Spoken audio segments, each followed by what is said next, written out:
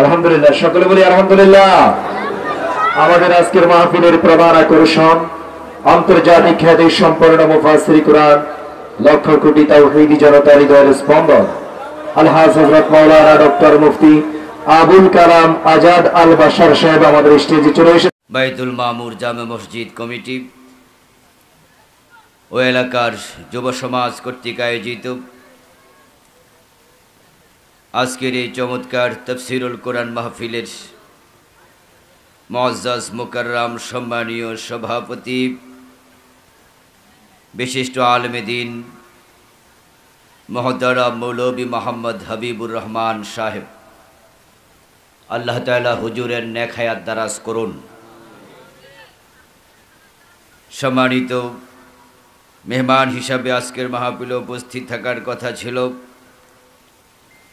মহতারাম অ্যাডভোকেট ওমর ফারুক সাহেব, তরিকুল ইসলাম বিএসসি সাহেব, জনাব সিরাজউদ্দিন সাহেব, আব্দুল হাশেম সাহেব সহ অন্যান্য সম্মানীয় অতিথিবৃন্দ,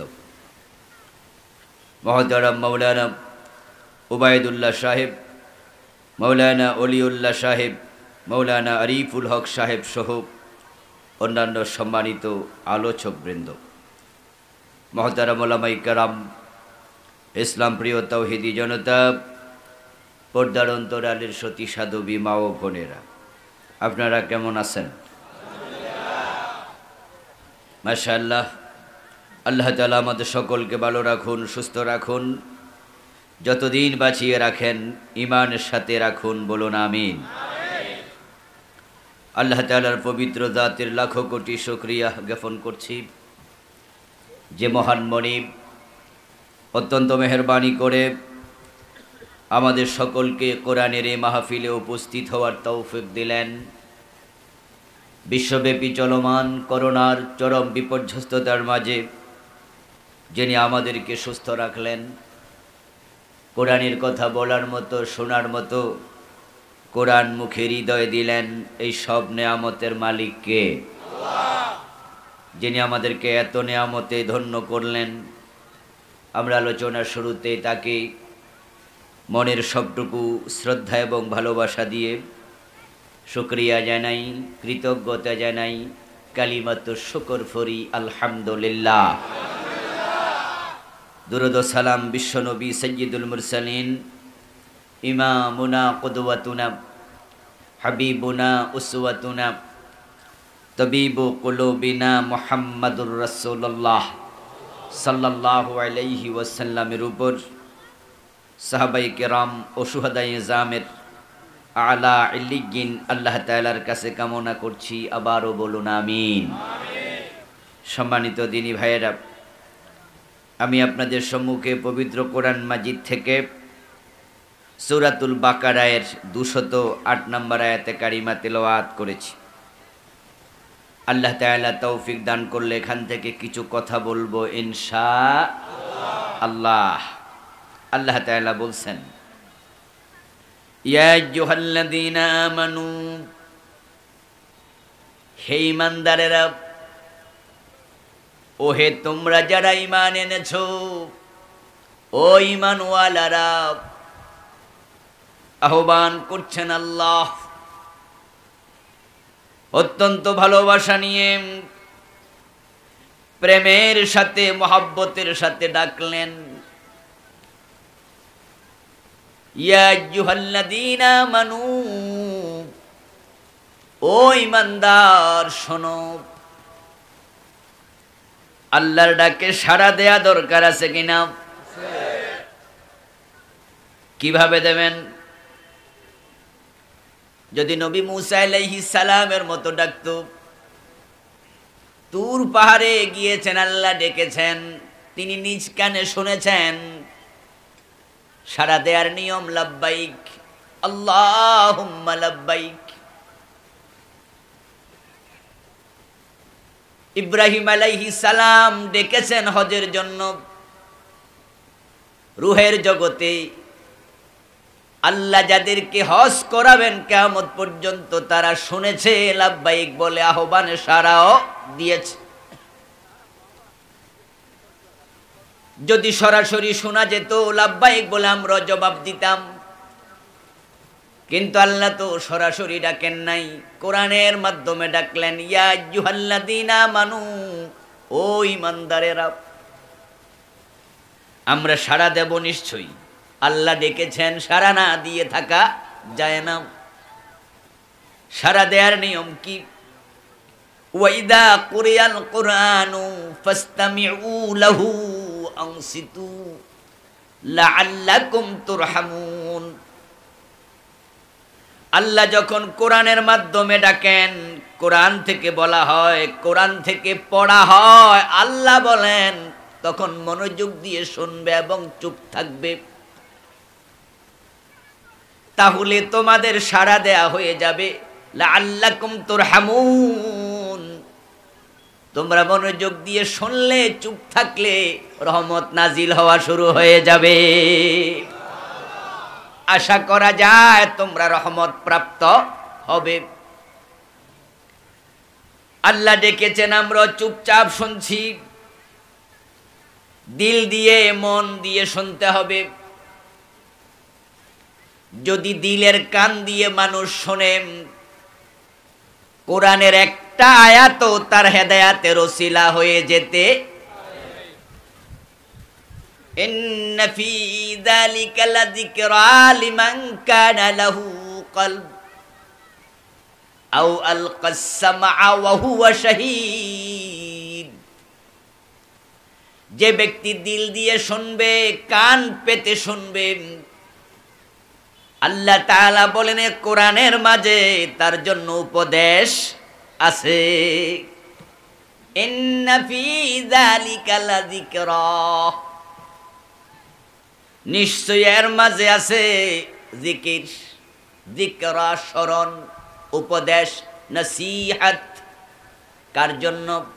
লিমান কানা লাহু কলব, যার অন্তর আছে, যে অন্তর দিয়ে শোনে। ওয়াল কাসসামআ, এবং মনোযোগ দেয়। যারা অন্তর দিয়ে শোনে না, মনোযোগ দেয় না, তারা কোরআনের মাহফিলে থেকেও হেদায়াত পাবে না। বিশ্বনবী তেলাওয়াত করেছেন, কাফেররাও শুনত, কিন্তু হৃদয় পর্যন্ত তাসির পৌঁছতো না। তাসির তখনই পৌঁছবে যখন মানুষ খোলা মন নিয়ে কোরআন শুনবে, হৃদয় মেলে দেবে। আল্লাহ যা বলবেন তা যদি নিজের বিরুদ্ধে হয়, নিজের কৃষ্টি কালচার বিরোধী হয়, নিজের দলের বিরুদ্ধে হয়, নিজের বাপদাদার বিরুদ্ধে হয়, নিজের পীরের বিরুদ্ধে হয়, তা মানতে রাজি থাকবে। খোলা মন দিয়ে শুনবে, তাহলে তার অন্তরে কোরআনের হেদায়াত পৌঁছবে। আর যাদের অন্তর সংকীর্ণ, শুধুমাত্র চামড়ার কান দিয়ে শোনে, তাদের দিল পর্যন্ত কোরআনের তাসির পৌঁছে না। আমরা সবাই তাসির পেতে চাই, কোরআন থেকে হেদায়াত নিতে চাই। তাহলে আলোচনা শুরুতে অনুরোধ থাকবে, সবাই আমরা আমল করার নিয়তে শুনতে রাজি আছি না নাই? কান সুখ দরকার নাই। এই কান দিয়ে ডুববো, কান দিয়ে বের হয়ে যাবে। এই ওয়াজ মরণ পর্যন্ত শুনলেও হেদায়াত মিলবে না। আল্লাহ ডেকে বলেন, ও মোমেন শোনো, উদখুলু ফিস সিলমি কাফা, ঈমান এনেছো, থেমে যেও না, বরং ঈমান আনার পরে এবার তোমার দায়িত্ব হলো ইসলামে পরিপূর্ণ প্রবেশ করা। হে ঈমানদার, ইসলামে পরিপূর্ণ প্রবেশ করো। ঈমান হলো ইসলামে প্রবেশের রাজতরণ, মেইন গেট। ঈমান এনেছেন, এবার আপনার দায়িত্ব ইসলামে প্রবেশ করতে হবে। প্রবেশ করার ক্ষেত্রে আবার সুবিধা মতো নয়, আংশিক নয়, কাফা প্রবেশ করতে হবে পরিপূর্ণ ভাবে। ও ইমানদার, ইসলামে পরিপূর্ণ প্রবেশ করো, এই অর্ডারটা কার? সবাই বলেন একটু দয়া করে, অর্ডারটা কার? আল্লাহর আদেশ মানা নফল না ফরজ? আকিমুস সালাত, নামাজ কায়েম করো বলাতে নামাজ ফরজ হয়ে গেল। ফামান শাহিদা মিনকুমুশ শাহরা ফালিয়াসুম, কুতিবা আলাইকুমুস সিয়াম বলার কারণে রমজানের রোজা ফরজ হয়ে গেল। ওয়ালিল্লাহি আলান নাসি হিজ্জুল বাইত মান ইসতাতা ইলাইহি সাবিলা বলাতে হজ ফরজ হয়ে গেল। ইসলামে পরিপূর্ণ প্রবেশ করো, এই আদেশের কারণে ইসলামে পরিপূর্ণ প্রবেশ করা ফরজ হয়ে গেছে। এখন যারা ইসলামে পরিপূর্ণ প্রবেশ করে নাই, তারা ফরজ লঙ্ঘনের আসামি হয়ে আছে। আমাদের দেশের অধিকাংশ মানুষ এই মামলার আসামি। 5 ওয়াক্ত নামাজ পড়ে, কিন্তু মেয়েটা স্কুলে বোরকা ছাড়া যায়, এমন বাবা আছে না নাই? হজ করে এসেছে, আবার সুদে টাকা লাগায়, এমন হাজিও আছে না নাই? তাহাজ্জুদের নামাজ পড়ে, টাইটেল পাশ করেছে, দাওরা পাশ করেছে, জীবনের এক অংশ ইসলাম মানে, আরেক অংশে মানে না, মসজিদে মানে, আদালতে মানে না, এমনও আছে না নাই? কথা তো এটা ছিল না, কথা ছিল উদখুলু ফিস-সিলমা, ও ইমানদার পুরা ঢোকো।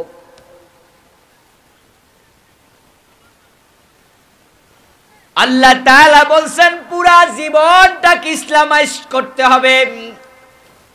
জীবনের সব জায়গায় ইসলামের টাচ থাকবে, ছোঁয়া থাকবে।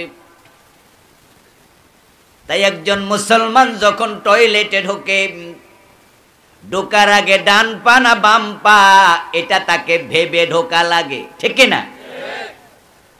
যখন ঘুমাতে যায়, তখনও ডান কাতে না বাম কাতে, এটা তাকে ভেবে ঘুমাতে হয়। যখন খাবার শুরু করে, ডান হাতে খাবে না বাম হাতে খাবে, এটাও তাকে ভেবে চিনতে খেতে হয়। আমার বন্ধু, জীবনের একটা জায়গা থাকবে না যেখানে ইসলামের বিধান মানার ব্যাপারে দ্বিমত করার সুযোগ আছে। আল্লাহ কোন সুযোগ আমাদের দেন নাই। উদখুলু ফিস-সিলমি কাফা, ইসলামে পুরা ঢোকো। এই হলো আয়াতের প্রথম মেসেজ। দ্বিতীয় মেসেজ হলো ওয়ালা তাত্তাবিউ খুতুওয়াতিশ শায়তান, তোমরা শয়তানের পদাঙ্ক অনুসরণ করিও। 3 নাম্বার মেসেজ, ইন্নাহু লাকুম আদুউম মুবিন, সে তোমাদের প্রকাশ্য দুশমন। শয়তানের পদাঙ্ক অনুসরণ করো না। এই মেসেজের সাথে প্রথম মেসেজের সম্পর্ক কি? হে ইমানদারেরা, ইসলামে পরিপূর্ণ প্রবেশ করো, এটার সাথে শয়তানের পদাঙ্ক অনুসরণ করো না সম্পর্ক কি? আপাত দৃষ্টিতে মনে হয় সম্পর্ক নাই, দুটা ভিন্ন মেসেজ, কিন্তু আসলে ভিন্ন মেসেজ নয়। প্রথমটার সাথে দ্বিতীয়টার সম্পর্ক আছে।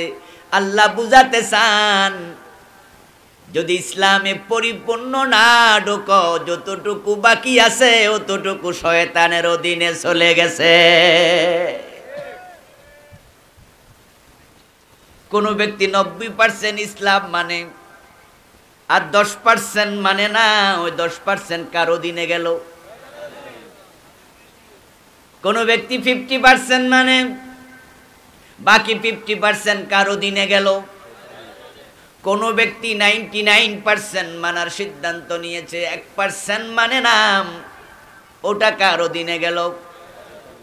তাই আল্লাহ প্রথমে কই ইসলামে পরিপূর্ণ প্রবেশ করো, পরে এবার তাকিদ দিচ্ছে শয়তানের জন্য 1% রাখা যাবে না। কেন রাখা যাবে না? এবার 3 নাম্বার মেসেজ, ইন্নাহু লাকুম আদুউম মুবিন, কারণ সে তোমাদের দুশমন। যদি চান্স পায় সামান্য তার জন্য রাখো, সে এমন জোরে টান মারবে বাকিটাও ছিনিয়ে নিয়ে যাবে। তোমার সামান্য পায়া সে খুশি, কারণ তার যোগ্যতা, দক্ষতা, অভিজ্ঞতা, বয়স, বুদ্ধি, প্রজ্ঞা তোমার সে কম না বেশি? কথা বলুন, শয়তানের বয়স আমাদের সে কম না বেশি? বুদ্ধি, অভিজ্ঞতা, এলেম কালাম। কোন আলেমরা বলছেন শয়তান মুআল্লিমুল মালাইকা ছিল, ফেরেশতাদের ওস্তাদ সমতুল্য ছিল, এলেম কালামও কম নয়। তার বুদ্ধি দিয়া, অভিজ্ঞতা দিয়া সে নবীদেরকেও ফেঁসে ফেলাইয়া দিতে চেয়েছে। আল্লাহ না বাঁচালে অনেক নবী তার ষড়যন্ত্র থেকে বাঁচতে পারত না। বাবা আদম মা হাওয়া তো ফেঁসে ফইরাই গেছে। আল্লাহ তাআলা বলেন ফাওয়াসওয়াসা লাহুমাশ শাইতান, আদম এবং হাওয়াকে শয়তান ওয়াসওয়াসা দিয়ে দিয়েছে। ওয়াসওয়াসা ফেইলে মাজি সিগা, অতীতকালের শব্দ। ওয়াসওয়াসা দিয়ে দিয়েছে। আরেক আয়াতে বলেন ফাদাল্লাহুমা বিগুরুর, আদম হাওয়াকে শয়তান ধোঁকায় ফেলে দিয়েছে।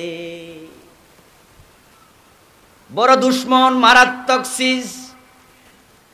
জান্নাতের দরজায় দাঁড়ায়া কাঁদে। বাবা আদম জিজ্ঞাসা করে হৌ আর ইউ মানান্তা, এই কেডারে?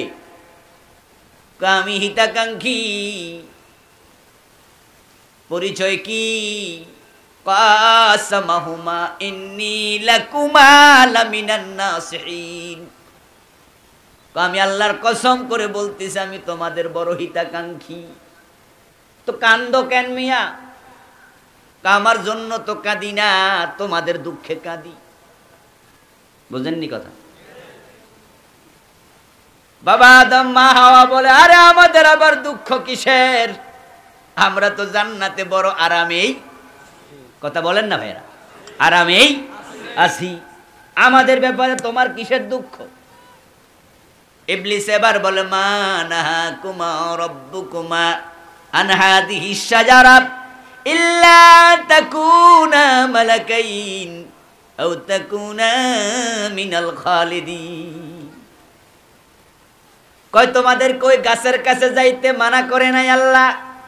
বাবা আদম কয় হ্যাঁ, মা হাওয়া কয় হ্যাঁ মানা তো করছে, এই জন্যই তো কান্দি।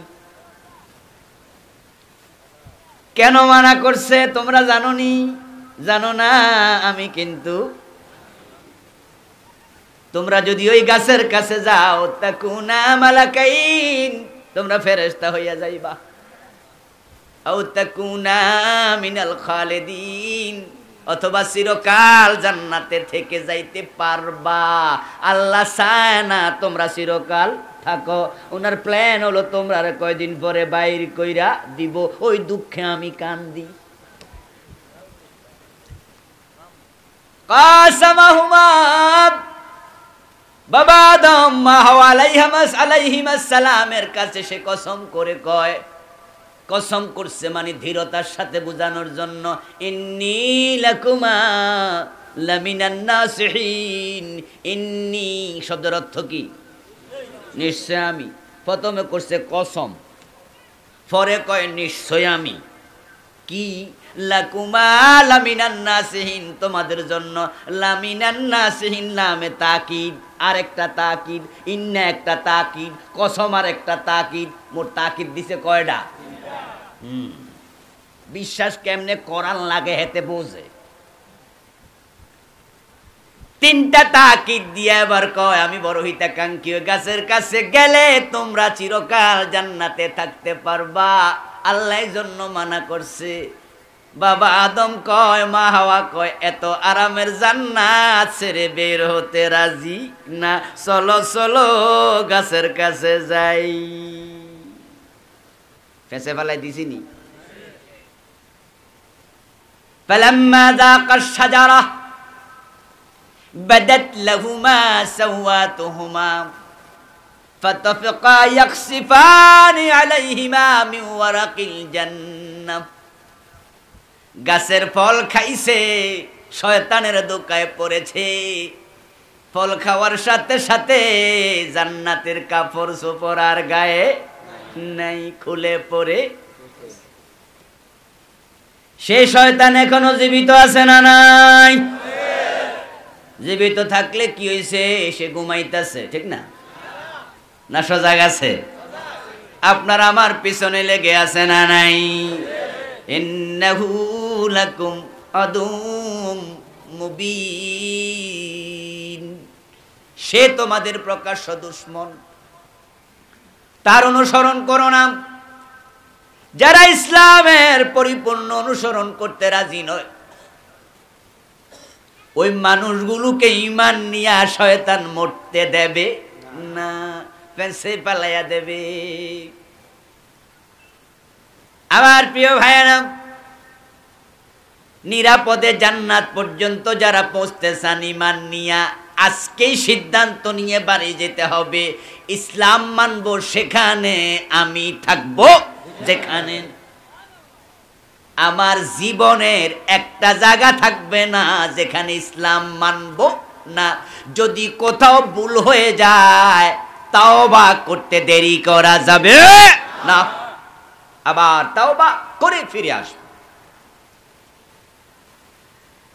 আমার প্রিয় ভাইরা, যদি আপনার জীবনের কিছু অংশ আপনি শয়তানের জন্য রেখে দেন, তার বুদ্ধি, তার প্রজ্ঞা, তার মেধা, তার এলেম কালাম আপনার সে বেশি, তাই সে কেমনে টান মেরে বাকিটা ছুটানো লাগে সে এলেমও তার আছে, সে জানে।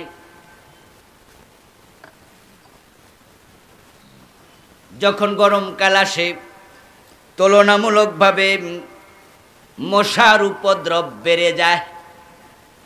আপনাদের এলাকায় কি শীতে মশা বেশি না গরমে? আচ্ছা, গরমকালে মশা থেকে বাঁচার জন্য আমরা মশারি কিনি, মশারি টানাই। যখন খাটের মাঝে চকির মাঝে ঘুমাতে যাই, মশারির ভিতরে ঢুকে যদি হাত অথবা পা বাহিরে রেখে দেই, বাকিটা ঢুকাইয়া লাভটা কি? যদি হাতের ওটুকু মশা পায়, বাকিটা যদি নাও পায়, মশা খুশি না বেজার? কেন খুশি? আপনার না পা ভিতরে, পেট ভিতরে, মাথা ভিতরে, হাত ফাইয়া খুশি কেন? কারণ মশা জানে আমার ওটুকু হইলেই এমন খুশি হয়, একা খায় না, বন্ধু বান্ধবরেও দাওয়াত দে।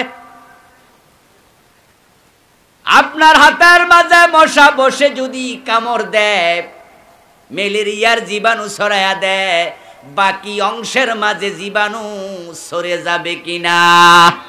তো বাকিটুকু ভিতরে রেখেও নিরাপদে থাকার সুযোগ নাই। তাই মশা থেকে বাঁচতে চাও, পুরা বডি মশারির ভিতরে ঢুকাও, মশার জন্য এক আঙ্গুল রাখিও না, তাহলে কিন্তু ঝামেলা হবে। বাকিটুকু ঢুকাইয়াও নিরাপত্তা নাই। কারো দ্বিমত আছে? কথা বলতে হবে। দ্বিমত আছে? হ্যাঁ। শয়তানের জন্য 1 ইঞ্চিও রেখো না। আল্লাহ যা বলবে, রাসূল যা বলবে সবটা মানো। قال النبي صلى الله عليه وسلم المؤمن كالجمل الأنيف حيث ما قيد انقاد। প্রিয় নবী বলেন যে মুমিন হবে সে তো সেই ওটের মতো হবে যে ওটের নাকের ভিতরে মালিক রশি ঢুকাইয়া দিছে। এখন মালিক টানে যেদিকে কদম দেবে সেদিকে, উল্টা পাল্টা করলে নাকটা ছিঁড়ে যাবে। তাই উল্টা পাল্টা করার কোনো সুযোগ তার আর নাই। মুমিন হওয়ার পরে মাতা কুমুর রাসূল ফাখুদুহু ওয়া মানাকুম আনহু ফান্তাহু। আল্লাহ বলেন আমার রাসূল যা বলেছেন করতে করো, যা ছাড়তে বলেছেন তা ছাড়ো। এক জায়গায়ও ব্যত্যয় ঘটানো যাবে না। আমি আপনাদের কেমন তিনজন সাহাবীর নাম বলছি, শুধুমাত্র জীবনে বিশ্ব নবীর একটা অর্ডার লঙ্ঘন করার কারণে তাদের ঈমান মুলতবি ছিল 1 মাসের বেশি। আমরা ডজন ডজন অপরাধ করেও আমরা ঘুমাই, আমরা মনে মনে বলি কিছু তো মানি, অসুবিধা কি? না রে দোস্ত, উদখুলু ফিস সিলমি কাফা, এটা আদেশ কার? জোরে বলেন কার? আপনি কিছু মেনে জান্নাত পাবেন, আপনারে কইছে কে? আল্লাহ কয় ফুরা ঢোকো। আরে কায়াতে বলে আফাতুমিনুনা বিবাদিল কিতাবি ওয়া তাকফুরুনা বিবাদ, তোমরা কি কিছু মানবা কিছু বাদ দিবা? যদি এটাই করো, ইল্লা খিজিউন ফিল হায়াতিদ দুনিয়া ওয়া ইয়াউমাল কিয়ামাতি ইউরাদ্দুনা ইলা শাদ্দিল আযাব, আমি ধাক্কায়া আযাবের দিকে ফেলে দেব। কে বলতেছে? ইয়াকুলুনা নুমিনু বিবাদ, তারা বলবে কিছু তো মানি, ওয়া নাকফুরু বিবাদ, সব কি আর মানা যায়? তাই কিছু মানি না, কিছু মানি কিছু মানি না। এটা বলবে না মানি না, মানি না মানি না, এটা বলবে, বলবে মানি। তো সব মানেন, হুজুর সব কি আর মানা যায়? কিছু মানি। আল্লাহ কোরআনে বলছেন ইউরিদুনা আইয়াত্তাখিযু বাইনা যালিকা সাবিলা, কো তারা মাঝামাঝি রাস্তা খোঁজে। উলাইকা হুমুল কাফিরুনা হাক্কা, এই চিন্তার মানুষগুলো মুমিন নয়, তারা অরিজিনাল কাফের। তিনজন সাহাবী বিশ্বনবীর একটা অর্ডার শুনে নাই, ঈমান মুলতবি ছিল। কাব বিন মালিক, হিলাল ইবনে উমাইয়া, মুরার বিন রবি রাদিয়াল্লাহু তাআলা আনহুম। হযরত হিলাল, হযরত কাব, হযরত মুরারা, তারা রাসূলের সাথে তাবুকের যুদ্ধে অংশগ্রহণ করেন নাই। একটা অপরাধের কারণে ঈমান মুলতবি ছিল। যুদ্ধ থেকে ফিরে এসে বিশ্বনবী বললেন, ও আমার সাহাবারা, এই তিনজনের সাথে তোমাদের কথা বলা বন্ধ। তারা যদি সালাম দেয়, সালামের জবাব দেও বন্ধ। কয়দিন যাওয়ার পরে তাদের স্ত্রীদেরকে রাসূল ডেকে বলে, ও হেলালের স্ত্রী, কাবের স্ত্রী, মুরারার স্ত্রী, আমার আল্লাহ অর্ডার করছে তাদের সাথে এক বিছানায় ঘুমানো বন্ধ। অপরাধ করছিল কয়টা? কথা বলেন না ভাইয়েরা, কয়টা? হযরত আদম মা হাওয়ার দিকে তাকান, যেই মাত্র গাছের ফল খেলো, কাপড় চোপড় খুলে গেল, দুজন উলঙ্গ হয়ে গেল, জান্নাতের গাছের পাতা ছিঁড়ে লজ্জাস্থান ডাকতে শুরু করলো। শুধুমাত্র আল্লাহ তাআলা জান্নাতের পোশাকে খুলে নেন নাই, এবার বলছেন ফাকুল্লাহু বিতু মিনহা জামিআ, যাও যাও জান্নাত থেকে বের হয়ে যাও। বেরও করে দিল, জান্নাতের পোশাক খুলে নিল, জান্নাত থেকে বের করে দুনিয়ায় পাঠায়া দিল। এই কথাগুলো আমার না আল্লাহর। তো বাবা আদমের গায়ে জামা নাই, খুলে ফেলেছে।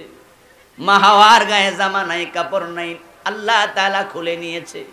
ছেলেদের কাছে কোরআনের আয়াত নাজিল করে আল্লাহ মা বাবার বদনাম করতেছে নাকি? এগুলো আল্লাহ কেন বলে? আমাদেরকে কেন শোনায়? কোন কারণে? কারণ শুধু একটা আল্লাহ বুঝাতে চান, দেখো একটা কথা আমার শোনে নাই, আমি কাপড় সোপর গায়ে রাখি নাই জান্নাতের, খুলে নিয়েছি, শুধু খুলে নেই নাই, জান্নাত থেকে বের করে দিয়েছি। আর তোমরা ডজন ডজন গুনাহ করে জান্নাতের স্বপ্ন দেখো কেমনে?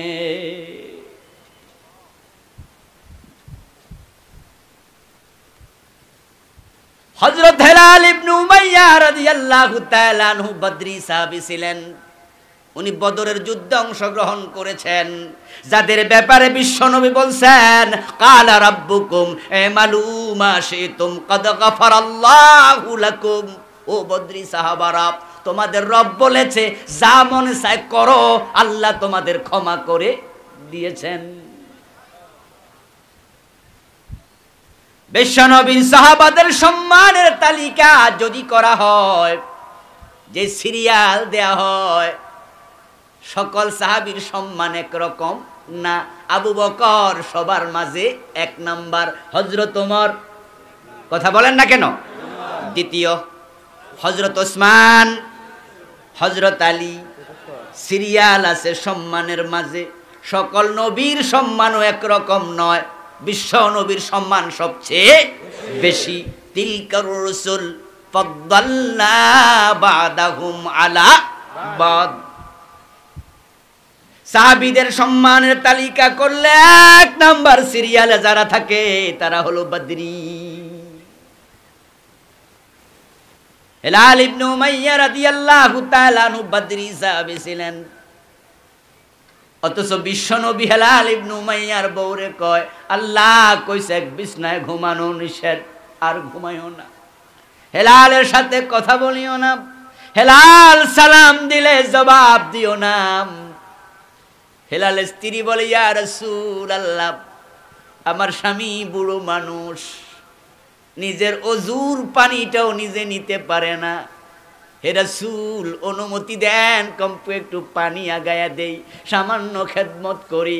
রাসূল বলেন, যাও হেলালের স্ত্রী, শুধু খেদমত করিও কিন্তু বিছানায় যেও না।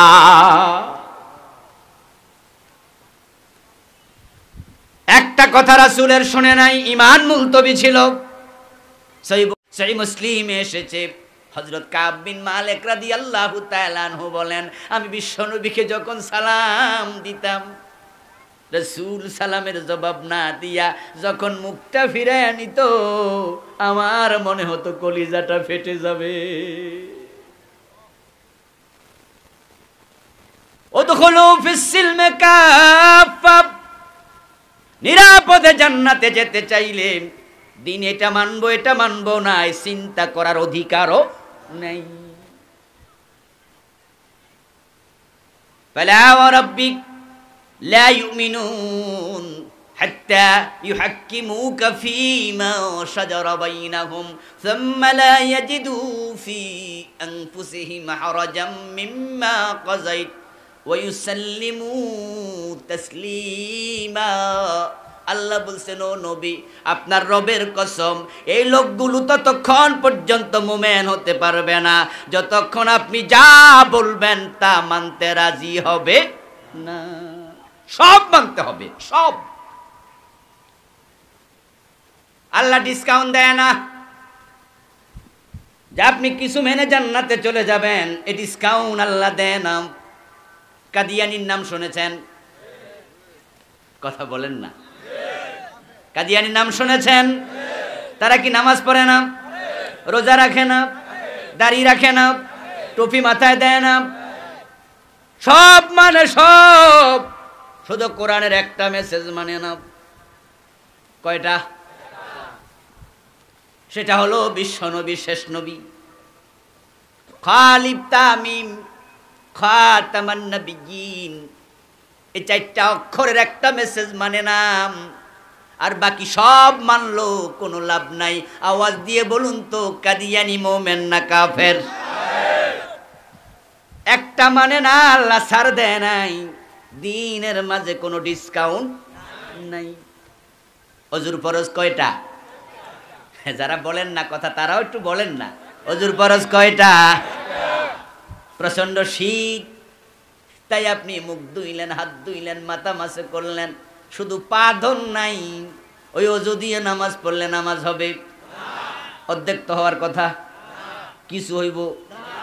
তিনটা তো মানছেন। আল্লাহ বলেছে 4 ফরজ, এবং আল্লাহ সীমানাও বলে দিছে, ইযা কুনতুম ইলাস সালাতি ফাগসিলু উজুহাকুম ওয়া আইদিয়াকুম ইলাল মারাফিক ওয়ামসাহু বিরুসিকুম ওয়া আরজুলাকুম ইলাল কাবাইন। তুমি হাত ধুইবা কোনই পর্যন্ত, সীমানা কইছে কে? আল্লাহ। আপনি হাত ধুইছেন, কিন্তু এখান দিয়ে সামান্য বাদ পড়ছে, বাকি সব মানছেন, 1 ইঞ্চি পরিমাণ বাদ পড়ে গেছে। অজু হয়েছে কয় পার্সেন্ট? খেয়াল করছেন নি? ডিসকাউন্ট নাই। আল্লাহ কইছে যা মানতে হবে তা। আর কানা আকাম কত ফরজ? মাশাআল্লাহ, এই যে সব আলেম ওলামা। আর কানা আকাম নামাজে কত ফরজ? 13 ফরজের মাঝে 12টা মানলেন, শুধু সেজদাটা দেন নাই। নামাজ হয়েছে কদ্দুর? ডিসকাউন্ট চলবে? ইসলামে পরিপূর্ণ প্রবেশ করো, নিরাপদে জান্নাতে যেতে হলে পুরা ইসলাম মানার ব্যাপারে দ্বিমত করা যাবে? সব মানতে হবে। কিন্তু আজকের বাংলাদেশের দিকে আমরা তাকালে দেখি হাজার হাজার নামাজি পাওয়া যায়, তারা মসজিদে আল্লাহ রাসূলকে মানে। ওই মানুষগুলো আদালতের চেয়ারে বসলে হাকিম হইয়া আল্লাহ রাসূলের আইন আর মানে না।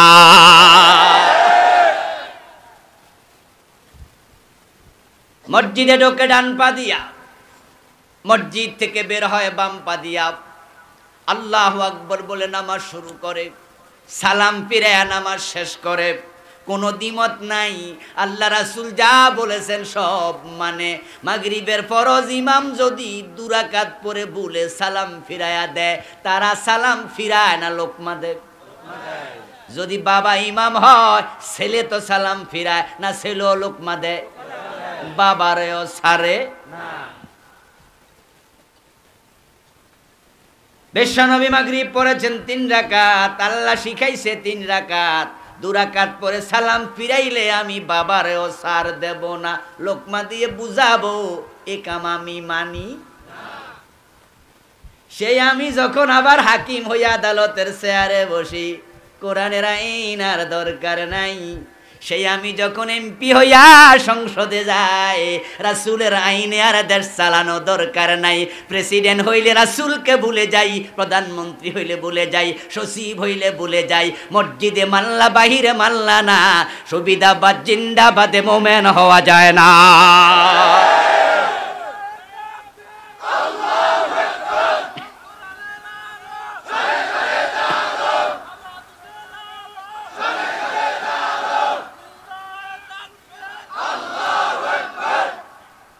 আমার বন্ধু, আপনাদের রামগতি থেকে, লক্ষ্মীপুর সদর থেকে, মাইজদি থেকে ঢাকা যাবেন, গাড়িতে উঠলেন।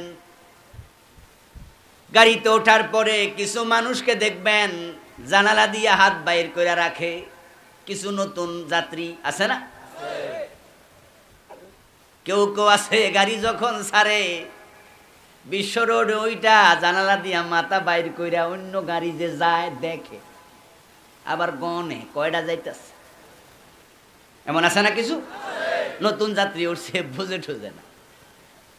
ড্রাইভার লুকিং গ্লাস দিয়া দেখে, দেখে হেল্পারকে ডাক মারে, এই হেল্পার, এই সুপারভাইজার, যাত্রীর হাত ঢুকাও, কয় না? এই যাত্রী মাথা ঢুকান। ড্রাইভার এগুলো কেন বলে? যাত্রী বোঝে না, ড্রাইভার বোঝে। হাত যদি বাহিরে থাকে ঢাকা যাওয়া হবে না, হাসপাতালে যাওয়া লাগবে, বেশিক্ষণ লাগবো না। যে যাত্রী মাথা বাইর করা গাড়ি গনে, সে বোঝে না নতুন উঠছে, কিন্তু ড্রাইভার জানে এইভাবে মাথা বাহির করে রাখলে ঢাকা নয়, গোরস্থানে যাওয়া লাগতে। ইসলাম কিছু মেনে বাকিটা বাদ দিয়া নিরাপদে জান্নাতে যাওয়া যায় না। আপনি না বুঝলো, আল্লাহ বোঝে। তাই আল্লাহ মায়ার সাথে আপনাকে ডেকে কো ইমানদার, ইসলামে পুরা ঢুকে যাও।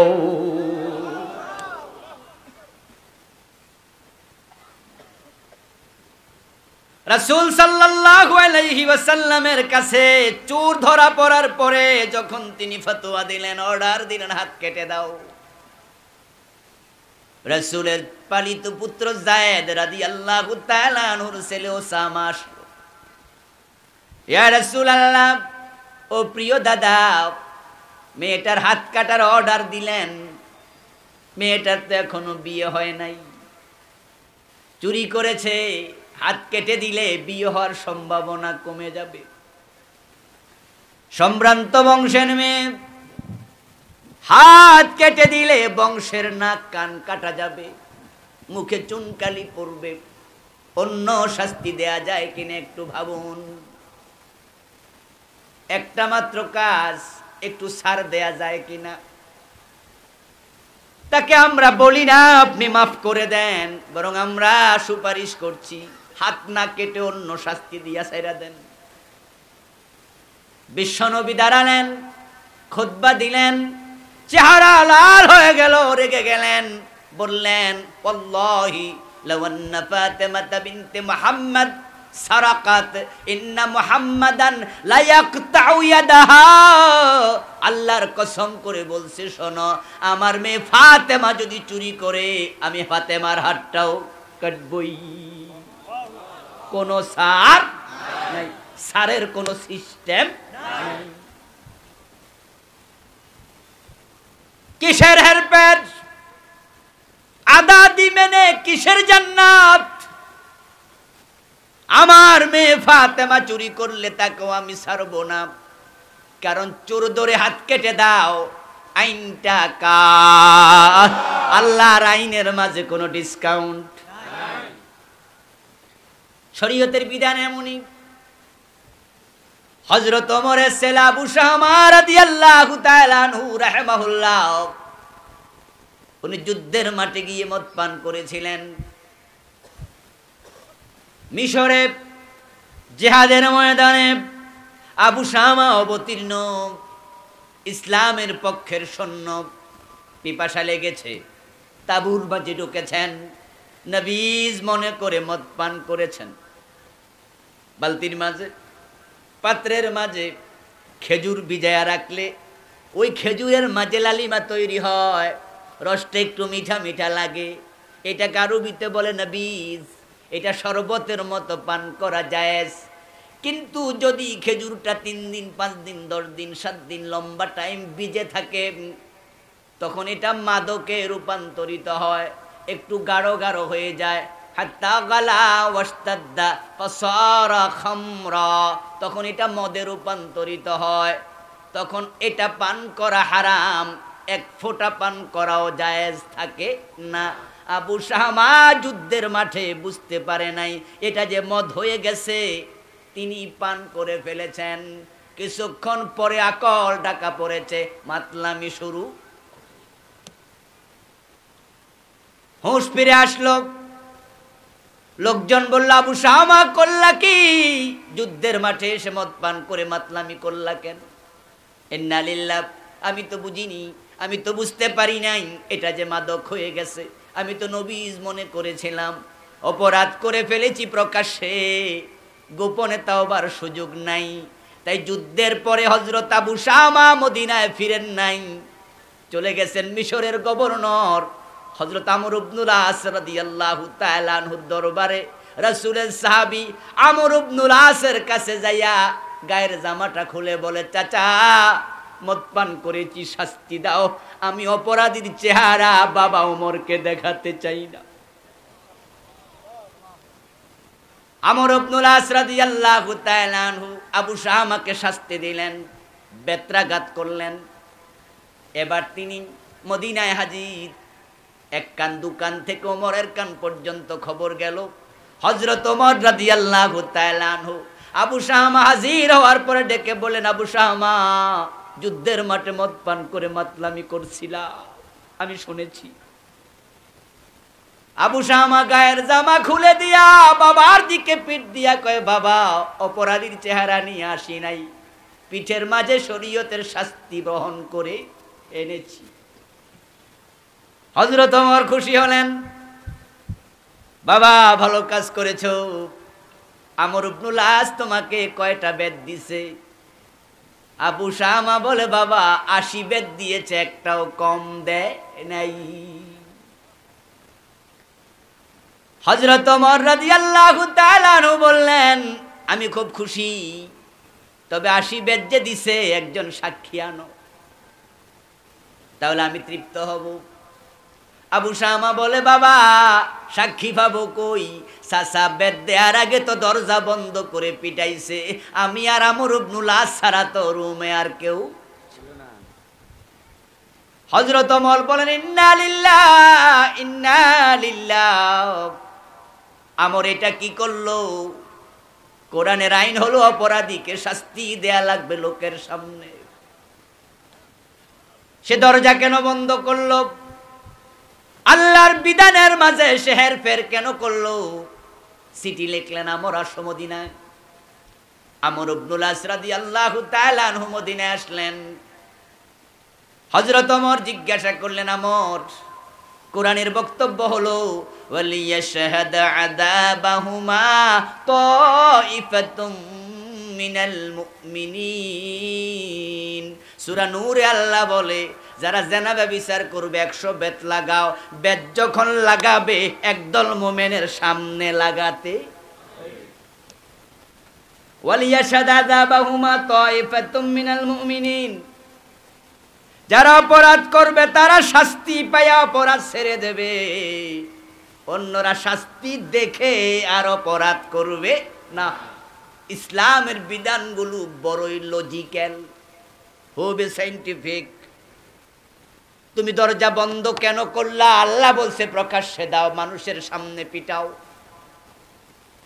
আমর ইবনুল আস বলেন, আমিরুল মুমিনিন, আমি কোন মানুষকে দরজা বন্ধ করে শাস্তি দেই না, কিন্তু আপনার ছেলে আবু শামারে মানুষের সামনে কেমনে পিটাই?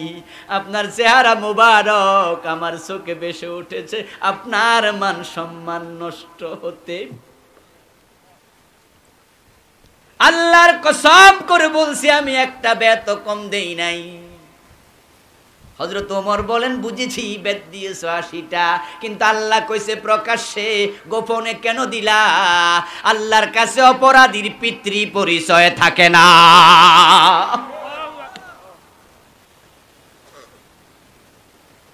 সে কার ছেলে এটা দেখার বিষয় নয়, তার অপরাধ কি সেটা দেখার বিষয়। তোমার বিচার বাতিল, আবার 80 বেদ দিতে হবে। ওদখুলু ফিস সিলমে কাফা, কোন ডিসকাউন্ট? আবার 80 বেদ দেয়া হলো। কোন ঐতিহাসিক বলেন, এই বেত্রাঘাতের পরে আবু শামা ইন্তেকাল করেছেন 15 দিনের ব্যবধানে। কেউ কেউ বলেছেন 1 মাস, কেউ বলেছেন 2 মাস। কম বেশি বক্তৃতা আছে, আলোচনা আছে, কমেন্ট আছে। হযরত ওমরের ছেলে আবু শামা সে বেত্রাঘাতের পরে আর বেশি দিন বাঁচে নাই, অসুস্থ হয়ে গেছেন। হযরত ওমর মৃত্যু শয্যা আবু শামাকে দেখতে গিয়ে বলে, ইয়া বুনাইয়া কাইফা আনতা, হে প্রিয় ছেলে কেমন আছো, কেমন বোধ করছো? ক্বালা ইয়া বাতি তাকতুলুনি। আবু শামা বলে, প্রিয় বাবা আপনি তো আমারে পিড়ায়া মাইরা লিছেন, এই মাত্র 80 বেদ খাই আইছি, এখন আবার 80 বেদ দিছেন। হযরত ওমর বলে, ইজা লাকাইতাল্লাহ ফাখবিরহু ফাইন্না উমারা কামানিল হাদ্দাও। যদি শহীদ হয়ে যাও, মরে যাও, যদি মরে যাও বেত্রাঘাতের কারণে, আল্লাহর সাথে দেখা হলে বলে দিও আমার বাবা ওমর শরীয়তের ব্যাপারে আমারও ছাড় দেয় নাই। আর আমাদের দেশের মুসলমানেরা মসজিদে গিয়া সবাই আল্লাহরে মানে, রাসূলরে মানে, আদালতে মানে না, গণভবনে মানে না, বঙ্গভবনে মানে না, জজ কোর্টে মানে না, হাইকোর্টে মানে না, সুপ্রিম কোর্টে মানে না, শিক্ষানীতিতে মানে না, অর্থনীতিতে মানে না, কিছু মানে না। আমরা যারা মানতে বলি আমাদেরকে গালি দেয় রাজাকার বলে, আমাদেরকে জঙ্গি বলে, আমাদেরকে মামলা দিয়া জেলে ঢুকায়া দেয়।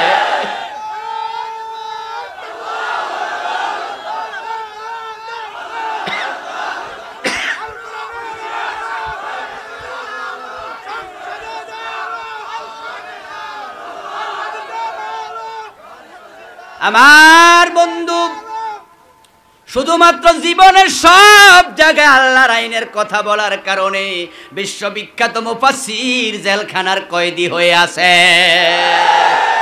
যারা ফাঁসির রায় দেয়, যারা যাবজ্জীবনের রায় দেয়, তারাও জানে উনার মতো লোক দর্শনকারী হতে পারে না, তারাও এটা জানে। অপরাধ একটা, সব জায়গায় আল্লাহর আইনের কথা কেন বলে?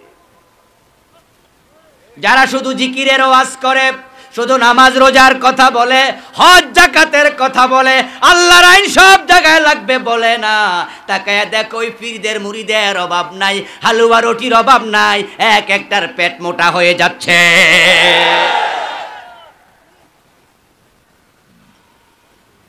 ওয়াদখুলু ফিস সিলমি কাফা, এই ওয়াজটা সহজ ওয়াজ নয় আমার বন্ধু। তাই তো বিশ্ব নবী বলেছেন, এমন এক জামানা আসবে নামাজি পাওয়া যাবে, মোমেন পাওয়া যাবে না। কাদিয়ানি এক জায়গায় পেঁচ লাগাই ঈমান শেষ, আর আপনি ডজন ডজন জায়গায় পেঁচ লাগাইছেন। বাবা আদম মা হাওয়া আলাইহিস সালাম এক জায়গায় ভুল করেছে, কাপড় চোপড় খুলে গেছে, আর আপনি ডজন ডজন করে স্বপ্ন দেখতেছেন আপনি ফেরদাউসে যাইবেন। ওয়াদখুলু ফিস সিলমি কাফা, ইসলামে পরিপূর্ণ প্রবেশ করো। এখন ইসলাম কি, এটাই তো অনেকে বোঝে না। অধিকাংশ মুসলমান মনে করে হিন্দু একটা ধর্ম, হিন্দুদের হিন্দু ধর্ম, বৌদ্ধদের বৌদ্ধ ধর্ম, খ্রিস্টানদের খ্রিস্ট ধর্ম, ইসলামও এমন একটা মুসলমানদের। আসলে ইসলাম এমন ধর্ম নয়, ইসলাম হলো পরিপূর্ণ জীবন ব্যবস্থা। হিন্দুদের 12 মাসে 13 পূজা, কাম শেষ।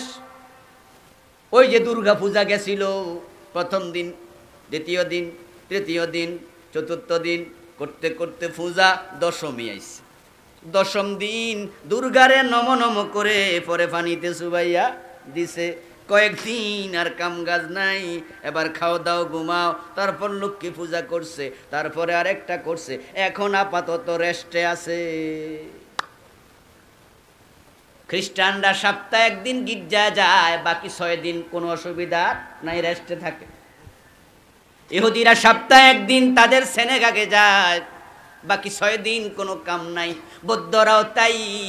মুসলমানরাও ভাবছে আমরা দিনে 5 বার মসজিদে যাব, দায়িত্ব শেষ, তাই মসজিদে না আরো জনে কম দেয়, আবার মালে বেজাল দেয়, আবার মানুষের জমি দখল করে নেয়। সে মনে করে আমার ইসলাম মসজিদে ঢুকছে। আল-ইয়াওমা আকমালতু লাকুম দীনাকুম ওয়া আতমামতু আলাইকুম নি'মাতি ওয়া রাদিতু লাকুমুল ইসলামা দীনা। আওয়াজ দিয়া বলেন সুবহানাল্লাহ। আল্লাহ তাআলা বলেন আমি ইসলামকে পরিপূর্ণ করেছি, আজ পরিপূর্ণ করে দিলাম। ওয়া আতমামতু আলাইকুম নি'মাতি, ইসলাম পরিপূর্ণ করা মানে আমার নেয়ামত পরিপূর্ণ করেছি।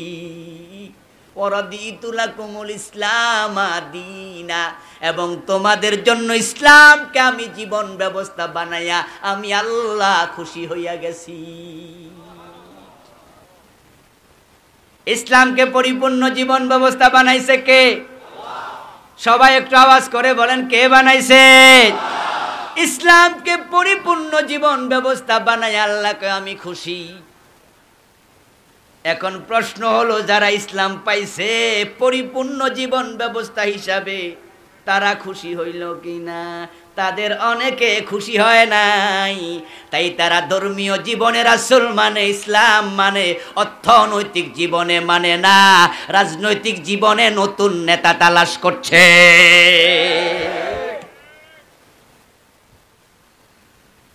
আল্লাহর হাবিব বলছেন, যাকাতুল ঈমানি মান রাদিয়া বিল্লাহি রাব্বান ওয়া বিল ইসলামি দীনা ওয়া বি মুহাম্মাদিন নাবিয়্যান ওয়া রাসূলা।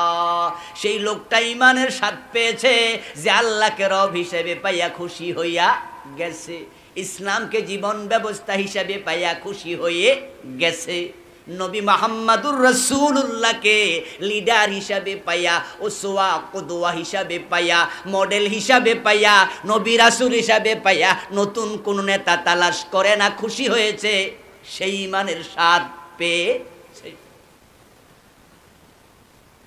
কিন্তু মুসলমানদের দিকে তাকালে আমরা দেখি তারা মসজিদে যায়, তখন রাসূলকে ছাড়া কারোরে মানে না। আমিন জোরে নাচতে তা লইয়া ঝগড়া শুরু করে, ঠিক না? এই এই জোরে আমিন কেডা কইল রে? জোরে কওয়া যাবে না। কই অসুবিধা কি? কোন আস্তে কওয়া সুন্নাহ। আচ্ছা, ওই বেটা কয় জোরে কওয়ার হাদিস আমি পাইছি, জোরে কওয়া সুন্নাহ, আমারে ঠেকায় কে? কম আছে না কিছু? কি পাইলেন? দুই পক্ষে পাইলেন, জোরে কমু ঠেকায় কে? আরেক দল আস্তে কমিয়া নয় বাইর করে দেবো। দুইজনে আবার সুন্নতের দলিল দেয়। তাহলে সুন্নাহকে ভালোবাসে না কই লোকেরা? দরকার হলে মইরা শহীদ হয়ে যাবে। রাসূলের সুন্নাহর ভালোবাসা আমিন লইয়া ঝগড়া করে, হাত বুকের উপরে না নবীর নিচে তা নিয়ে ঝগড়া করে, দলিল তালাশ করে, রাত জায়গা জায়গা দলিল খোঁজে। সুন্নাহ মানে না কইছে কে? রাসূলের সুন্নাহ মানে মসজিদে, কিন্তু যখন রাজনীতির মিছিলে যায় তখন নতুন নেতার রাজনীতি তালাশ করছে। রাসূলের জীবনে কি রাজনীতি ছিল না? আল্লাহর হাবিবকে নেতা হিসেবে পায়া, লিডার হিসেবে পায়া, যদি নবী হিসেবে পায়া খুশি হয়ে যেতেন, মসজিদেও মানবেন তাকে, সংসদেও মানতে হবে তাকেই। ইসলাম কি শুধুমাত্র নিছক একটা ধর্মের নাম? ইসলাম নয়, ইসলাম হলো রাইট প্রেসক্রিপশন, জীবন ব্যবস্থা। এই জন্য ঘুম থেকে ওঠে আবার ঘুমোতে যাওয়া পর্যন্ত যত কাজ আপনি করবেন, সব কাজের ডিরেকশন ইসলামে আছে না নাই? ইসলামে কি নাই সেটা কোন? বিশ্বনবীকে আল্লাহ তাআলা দেখেন লক্ষ্য করে, উনি ছাগলের রাখালও বানাইছে, দেশের প্রেসিডেন্টও একবারে নিচের জায়গায় রেখেছে, ছাগলের রাখাল। মা খাদিজার ব্যবসায়ের পার্টনার, মানুষের বাড়িতে টাকার বিনিময়ে বিশ্বনবী ছোটকালে কাজ করেছেন। আল্লাহ আবার প্রধান সেনাপতি বানায়া যুদ্ধের মাঠে নিছে, প্রধান বিচারপতি বানায়া বিচারকের আসনে বসাইছে, আবার 10 বছর মদিনার প্রেসিডেন্ট বানায়া, রাষ্ট্রপতি বানায়া বুঝায়া দিছে, তোমরা যে যেখানে থাকবা নবীকে মানার সুযোগ সেখানেই আছে, নবীর আদর্শের বাইরে যাওয়া যাবে না। আল ইসলাম হুয়া তিলকা শারাঈ আল্লাতী ইয়াতাহাক্কাকু বিহা সালাম। এহল ইসলামের ডেফিনেশন, ইসলামের সংজ্ঞা। ইসলাম কারে কয়?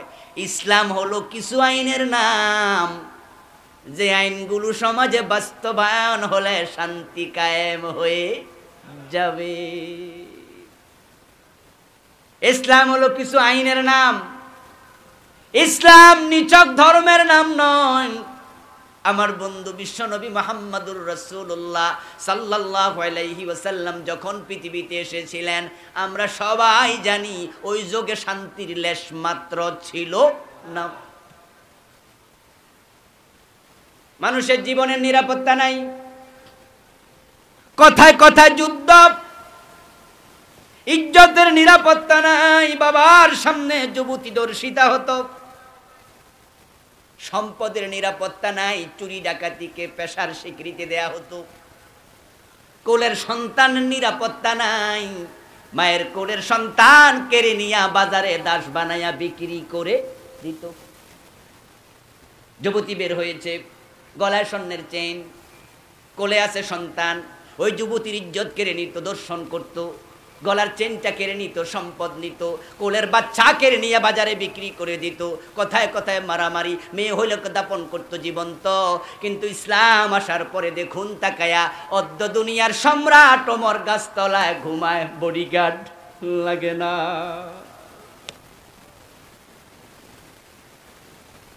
মানুষ খাবার পেত না, খাবারের জন্য মানুষ ডাকাতি করত, লুণ্ঠন করত, চুরি করত। আর আমরা দেখেছি ওমরের জামানায় জাকাত বিভাগের কর্মচারী কান্দের মাঝে জাকাতের টাকা নিয়ে ঘোরে, জাকাত খাওয়ার লোক আর নাই। আমার বন্ধু, শান্তি কায়েম হয়েছে কিছু আইনের কারণে। ইসলাম কিছু বিধান দিয়েছে, ওই বিধানগুলো ছিল সমাজে বাস্তবায়িত শান্তি। কিন্তু আজকে ইসলাম নামক ধর্ম আছে, সমাজে শান্তি নাই। শান্তি যে নাই তা তো আমাদের নেতাদের দিকে তাকালে আমরা দেখি, নেতা যত বড় পুলিশ লাগে তত বেশি। এমপি সাহেব এলাকায় আসে, পুলিশ লাগে 1 গাড়ি, মন্ত্রী সাহেব গেলে লাগে 2 গাড়ি, প্রধানমন্ত্রী গেলে লাগে কয় গাড়ি?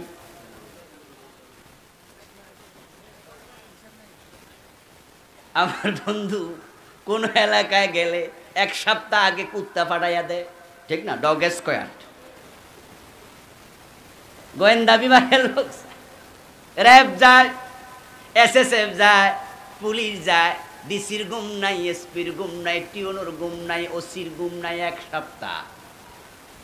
নিরাপত্তা কাকে বলে?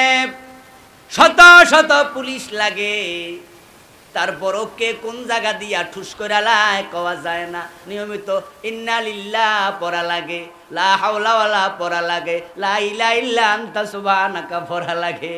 আমার দোস্ত, অদ্য দুনিয়ার সম্রাট ওমর মদিনা থেকে জেরুজালেম চলে গেছে, বডিগার্ড একজনও লাগে নাই। এগুলো কি বানানো কথা না সত্য কথা? ইসলাম এসেছিল, শান্তি কায়েম হয়েছিল। আল্লাহ তাআলা শান্তির কিছু ক্রাইটেরিয়া দিয়েছেন কায়েমের। 1 নাম্বার দিলেন, চোর ধরে হাত কেটে দাও। যদি চোর ধরে হাত কেটে দেওয়ার আইন বাংলাদেশে কায়েম করা যেত, তাহলে আমরা দরজা খুলে খুলে ঘুমাতাম, চুরি আর হতো না। কারণ কাটা হাত দেখে দেখে হাজার হাজার চোর নিজে চুরি ছেড়ে দিত। যদি 6 মাস অন টেস্ট কায়েম হয়, চুরি করেছে প্রমাণ হয়েছে, হাতটা কেটে দাও। মঈনুদ্দিন ফখরুদ্দিন সরকার ক্ষমতায় এসেছিল, টেলিভিশনে ঘোষণা করেছে, আমরা পুঁটি মাছ ধরবো না, বোয়াল মাছ ধরবো, মনে আসেনি? রুই মাছ ধরবো, কাতলা মাছ ধরবো। ঠিকই ধরেছে ডিসি, এসপি, ওসি, টিওনো, এমপি, মন্ত্রী, ধরতে ধরতে সাবেক 2 প্রধানমন্ত্রী। সবাই অপরাধী, আমি এটা বলি না, কিন্তু ধরছে তো নাকি? ও ধরা লোকদের মাঝে কিছু অপরাধী আছে না নাই? কিছু অপরাধীও ছিল। যদি আল্লাহর আইনে 10টা সচিব, 5টা মন্ত্রী, সব মন্ত্রী না, যেগুলো অপরাধী, 10-15টা এমপির হাত কাইটা দিতে পারতো জেলে না দিয়া, তাহলে তাদের কাটা হাত দেখা আগামী 50 বছর কোন নেতা গোশ খাইতো না, চুরি করতো না। মনে মনে ভাবতো, কোয়া যায় না আবার কোন ফখরুদ্দিন। আমার বন্ধু ধরে কি করলো? জেলে দিল। এখন জেলে দিল, নেতাদেরকে জেলে রাখা যায় না, কারণ মানুষের বানানো আইন আর মাকড়সার জাল একরকম। মাকড়সার জাল মশা মাছির কাছে বড় শক্ত, টিকটিকির কাছে তো যারা ছোট চোর তারা জেলে পৌঁছে, যারা বড় চোর তারা জাল ছিঁড়া বাইর হইয়া যায়। আমাদের নেতারাও সব বাইর হইয়া গেছে, ওদেরকে চোর বলার ক্ষমতা আমাদের কারো আর নাই।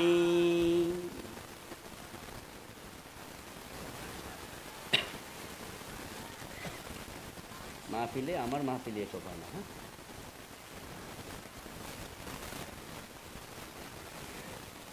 জিকির করুন লা ইলাহা ইল্লাল্লাহ,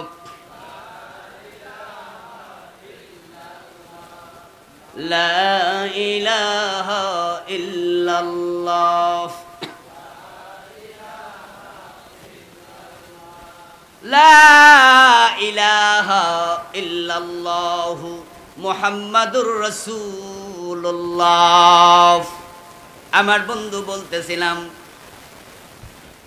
টিকটিকির কাছে মাকড়সার জাল কিচ্ছু না, বেরিয়ে যায়। অপরাধীরা যারা পাওয়ারফুল তাদেরকে মানুষের বানানো আইন ধরে রাখতে পারে না, কারণ যারা আইন বানায় তারা সাধারণ মানুষ না, তারা ভিআইপি। তাই ভিআইপির অপরাধ করলে কেমনে বাঁচতে পারে, ওই ফাঁক ফোকর আইন যারা বানায় তারাই রাইখা দেয়। কিন্তু আল্লাহর কাছে কোনো অপরাধী ভিআইপি না। ওমর বলেছেন অপরাধীর পিতৃ পরিচয় থাকে না। আমার বন্ধু যে এমপি চুরি করেছে, ফখরুদ্দিন গভর্নমেন্ট ধরেছে, ওই এমপি মহোদয় এখন আবার জনসভায় হাত নাড়ে, আবার নতুন করে নির্বাচন করবে। কিন্তু যদি হাতটা না থাকতো লাগতো কি? ঠিক না, ঠিক না? ওই অপরাধী ক্রিমিনাল গুলো জীবনে আর নেতা হইতে আসতো না, তাদেরকে দেখে ছোট চোরেরা সাবধান হয়ে যেত। আবার নাম দিছে বাবা, কক্সবাজার কয় গুটি, গুটি ব্যবসা চলছে, ইয়াবার ব্যবসা চলছে, ফেন্সিডিল, হেরোইন, ইয়াবা, গাঁজা, মদ যুব সমাজকে শেষ করে দিচ্ছে। ইসলাম এত চমৎকার ধর্ম, আইনের নাম ইসলাম, কিছু বিধানের নাম ইসলাম। নামাজ পড়ো একটা বিধান, ঠিক কি না? রোজা রাখো একটা বিধান, চোর ধরে হাত কাটো একটা বিধান, জেনা করলে পাথর মারো একটা বিধান। এই সবগুলোর নাম হলো একসাথে ইসলাম।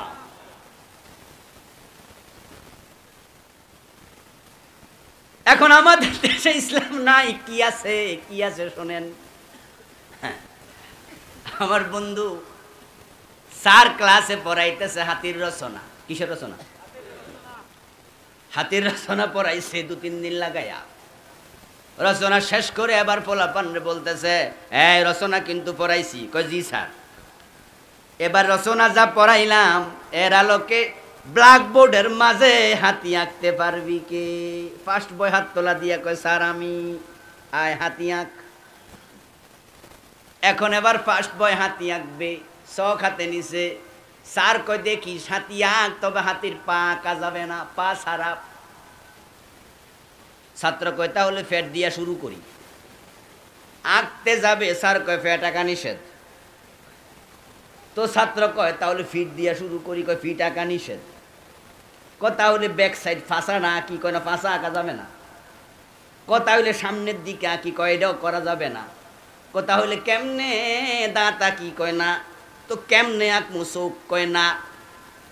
শেষ পর্যন্ত অনুমতি দিছে শুধু সুর আঁকবি। ছেলে আবার টান দিয়া সুর আঁকা দাঁড়াইয়া আছে। অন্য ছাত্ররা কয় হাতি কই? স্যারে কয় অনুমতি আর নাই, ওটুকু দিলাম। তখন ছাত্র জবাব দেয় সুরের নাম হাতি হতে পারে না, এটা হাতির একটা অংশ মাত্র। হাতি তখন হবে যখন সুর থেকে লেজ পর্যন্ত, পিঠ থেকে পা পর্যন্ত সবটা। এখন বাংলাদেশের দিকে তাকান, আদালতে ইসলাম চলে না? চলে?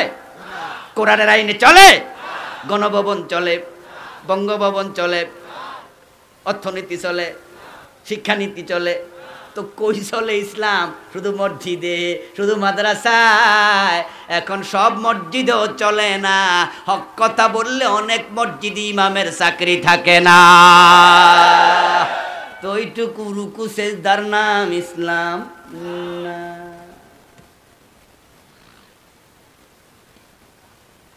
আমার বন্ধু, আল্লাহ তাআলার বিধান মানলে শান্তি। ইয়াবার সাগরে আজকে যুব সমাজ ভাসতেছে, অথচ সরকার মাদকের ব্যাপারে জিরো টলারেন্স নীতি ঘোষণা করেছে। আমাদের র্যাব, পুলিশ সবাই মাদক বিরোধী। মাঝে মাঝে দেখবেন হাজার হাজার পিস ইয়াবা ধরা পড়ে। ইয়াবা ধরা পড়েছে শুনলে পুলিশ যায়, তাদেরকে জেলে দিয়া দেয়। এত সমস্যা, এত রকমের অভিযান, তারপরও মাদক কেন কমে না? ইয়াবা কেন কমে না? এর কারণ ইসলামের নির্দেশনা ফলো যদি না করো, তোমরা চেষ্টা করেও শান্তি কায়েম করতে পারবে না। যদি 80 বেতের আইন চালু করে দেয় আগামী সংসদে, আর 80 বেত লাগানো শুরু হয়ে যায়, সেটা টেলিভিশনে দেখানো হয়, ফেসবুকে আপলোড করা হয়, পত্রিকার হেডলাইন করা হয়, কেমনে পিটাইতাছে। যদি 6 মাস প্র্যাকটিস চালাও, 6 মাস পরে মাদক সেবী পাওয়া যাবে না। ঠেলার নাম বাবাজি। এখন তারা আইন বানাইছে দুরকম। সাধারণ পাবলিক যদি মদ পান করে, মাদকের ব্যবসা করে, তাদেরকে জোরে জেলে দেয়। আর দলিল দুলালেরা 5 স্টার হোটেলে মদ খাইতে যায়, তাদেরকে পুলিশ স্যালুট দেয়। শেরাটনে মদের বার আছে না নাই? সোনারগাঁয়, রেডিসনে, ওখানে চলুক। ওখানে লাইসেন্স দেয়া রাখছে, খা। ধনির দুলালেরা সেখানে যায়, শুধু মদ খায় না, মদের সাথে ফুর্তি করার জন্য মেয়েও আছে না নাই? নাচানাচি চলছে, ড্যান্স চলতেছে। ও বন্ধু, এক দেশে 2 রকমের আইন দিয়া কখনো মাদক বন্ধ করা যাবে না। হযরত ওমরের মতো হয়ে যাও।